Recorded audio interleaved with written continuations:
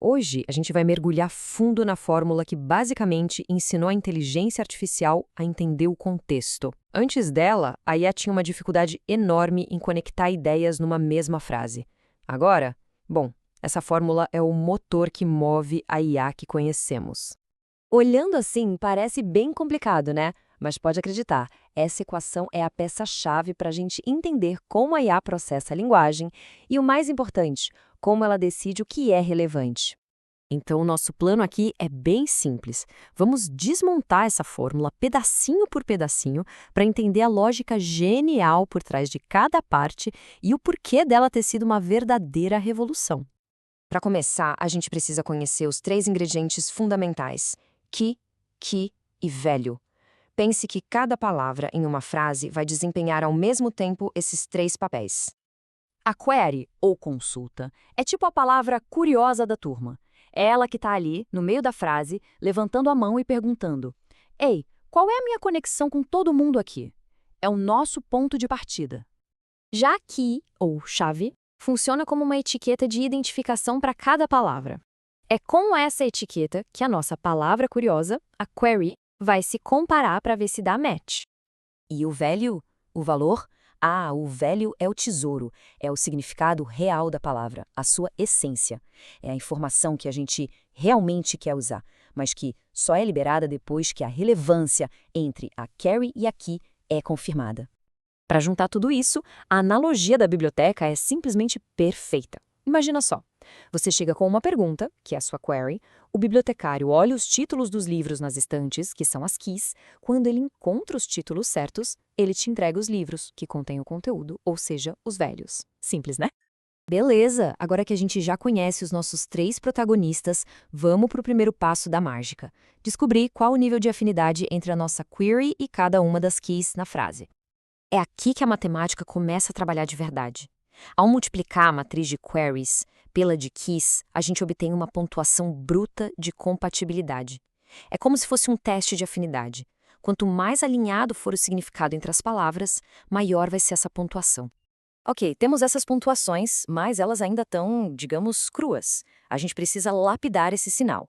Os próximos dois passos são cruciais para transformar esses números em algo que o modelo de IA possa usar de forma inteligente.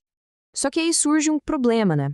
Quando a gente lida com textos longos e muita informação, essas pontuações podem explodir, ficar gigantescas. E isso pode desestabilizar o treinamento do modelo, atrapalhando todo o aprendizado. E a solução para isso é de uma simplicidade genial.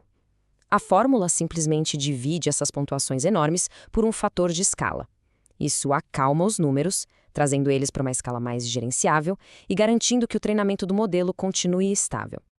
Logo depois de estabilizar as pontuações, entra em cena a função softmax. O que ela faz é brilhante.